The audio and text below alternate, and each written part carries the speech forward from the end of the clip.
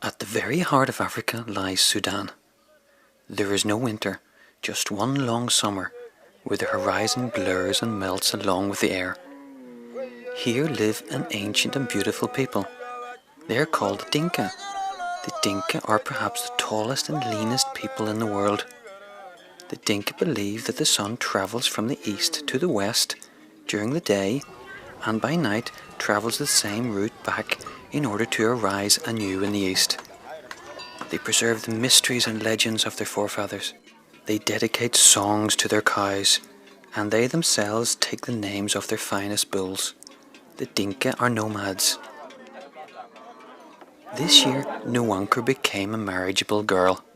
She must marry a worthy man who will satisfy her large family, and most importantly, give a large number of cows for his bride. The girl's 30 relatives have spent the last week on the move. They have travelled from one nomad encampment to another in search of the finest bridegroom they can find for the beauty Nwunker. Kadimakar, his name stands for the black and white colouring of cattle, has only recently decided to marry. He saved money and awaited the blessing of his father. Then, when he met Nwunker at dances in the village, he decided it was time to marry. His family didn't object, and the girl seemed to like Kadi. They didn't talk a great deal. For the Dinka tribe, it is the custom for the relatives to agree everything in advance. The wedding's approaching.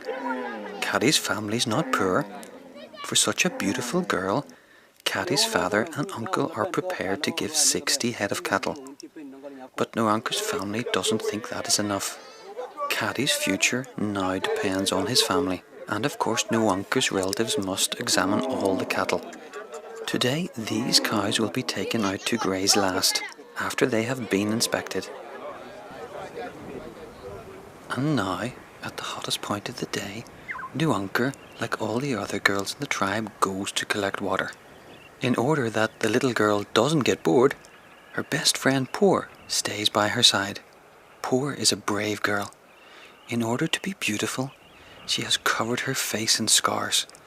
The local sorcerer made them with a red-hot knife. It was extremely painful, but Poor did not cry. The hot wind blows on their thin clothing. Before the war, before the bombs and the dangerous strangers came, the people of the Dinka tribe didn't wear any clothes. They believed themselves to be clean and innocent people of nature, just like the snow-white cows, the endless steppe and the sky above. But then everything changed. But today, married girls and women are overjoyed for Nwunker and Kadi. They dance in a tight circle to the beat of a drum. The incredible tall figures of women, like arrows, direct themselves and fly towards the sky.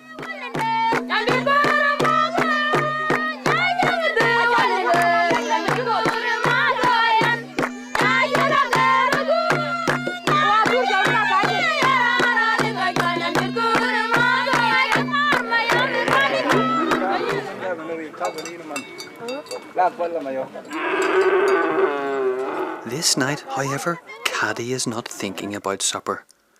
All day he has awaited a final decision from Nwunker's family, because 110 cows are all that his family can give.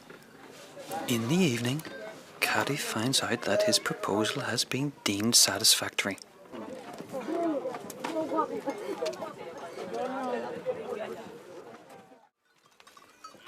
In the morning, the camp comes to life unusually early. The animals and people awake. It's as if an unseen force drives them.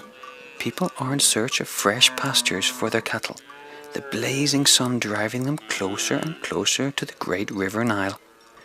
After several days, they break up their new camp, again harness their cows, again sing songs about bulls, cook ugali and dance. Naked boys will splash in another stream.